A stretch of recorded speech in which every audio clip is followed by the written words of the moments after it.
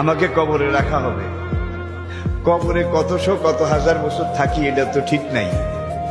তারপরে কিয়ামত হবে, কিয়ামতের হাসরের মাঠ হবে, আল্লাহ বিচারে বসবেন।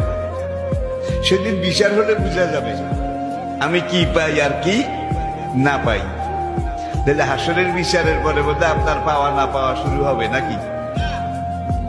কালা রাসূলুল্লাহ সাল্লাল্লাহু আলাইহি ওয়াসাল্লাম মান মাতা কামাত আলাইহি কিয়ামাতুন। যে লোকটা মরে যায়, রূহটা বের হয়ে যাওয়ার সঙ্গে সঙ্গে তার কিয়ামত শুরু হয়ে যায়। যদি আপনি নামাজি হন, রোজাদার হন, ইমানদার হন, সাহেবে কোরআন হন, ইসলামের পক্ষের শক্তি হন, তাহলে আপনার রূহ যখন কবজ করার জন্য আজরাইল এসে দাঁড়াবে, তখন আল্লাহ রাব্বুল আলামিন জান্নাতের একদল রহমতের ফেরেশতা পাঠিয়ে দেবেন।